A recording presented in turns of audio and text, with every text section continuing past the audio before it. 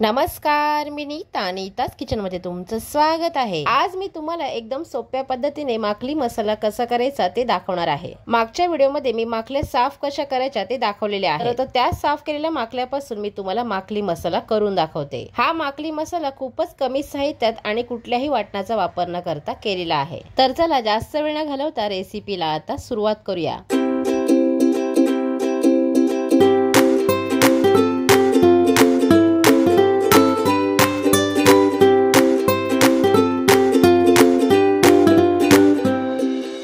तर या एक बाउल भरून म्हणजे 1 किलो माकल्या मी साफ करून घेतलेल्या आहेत। तर या माकल्या अशा पांढऱ्या शुभ्र साफ कशा करायच्या त्या मी मागच्या व्हिडिओमध्ये सांगितलेला आहे। तर तो व्हिडिओ तुम्हाला पाहायचा असेल तर त्याची लिंक मी डिस्क्रिप्शन मध्ये दिलेली आहे। या साफ केलेल्या माकल्यांना स्वच्छ धुवून घ्यायचा आहे आणि लगेच त्याला मसाल्याने मॅरिनेट करायचा आहे। याच्या मॅरिनेशनसाठी मी पाव चमचा हळद आणि 1 चमचा आलं लसूण आणि मिरचीची पेस्ट टाकलेली आहे आणि अगदीच थोडंसं मीठ सुद्धा टाकलेलं आहे।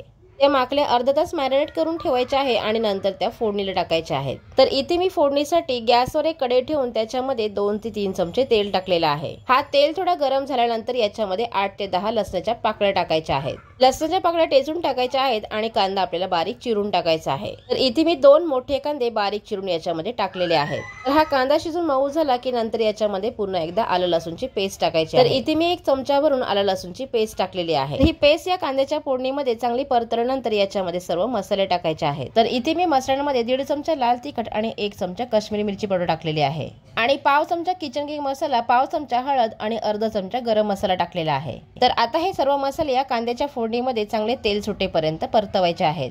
तर या मसाल्यावर चांगला तेल सुटला की नंतर याच्यामध्ये 2 मीडियम साईजचे टोमॅटो टाकायचे आहेत। आता हा टोमॅटो सुद्धा या मसाल्यांच्या फोडणीमध्ये चांगला एकजीव होईपर्यंत परतवायचा आहे। तर हा टोमॅटो शिजून थोडा मऊ झाला की नंतर याच्यामध्ये मॅरिनेट केलेल्या माकल्या टाकायच्या आहेत। तर आता या माकल्या या मसाल्यांच्या फोडणीमध्ये चांगल्या एकजीव होईपर्यंत परतवून घ्यायच्या आहेत आणि या माकल्या आपल्याला 15 ते 20 मिनिटांसाठी मीडियम आचेवर झाकण देऊन शिजवायच्या आहेत। तर या माकल्या शिजवताना याच्यामध्ये पाणी वगैरे घालायचं नाही, कारण या माकलीला स्वतःचा पाणी सुटतो। या स्वतःच्या सुटलेल्या पाण्यामध्येच या माकल्या आपल्याला शिजवून घ्यायच्या आहेत। जर तुम्हाला याचा रस्सा वगैरे करायचा असेल तर तुम्ही याच्यामध्ये लागेल तसं पाणी घालू शकता। तर जवळजवळ 20 मिनिटं ही माकली मी मीडियम आचेवर शिजवून घेतलेली आहे। आता या माकल्या अर्धवट शिजल्यानंतर गॅसची फ्लेम लो करायची आहे आणि पुन्हा एकदा या माकल्या 15 मिनिटांसाठी शिजवत ठेवायचे आहेत। जर तुम्हाला याच्यामध्ये बटाटा ऍड करायचा असेल तर माकली अर्धवट शिजल्यानंतर याच्यामध्ये बटाटा ऍड करायचा आहे। तर इतर मच्छीपेक्षा या माकल्या शिजायला खूप जास्त वेळ लागतो, पण चवीला म्हणाल तर या माकल्या खूप जास्त टेस्टीही होतात।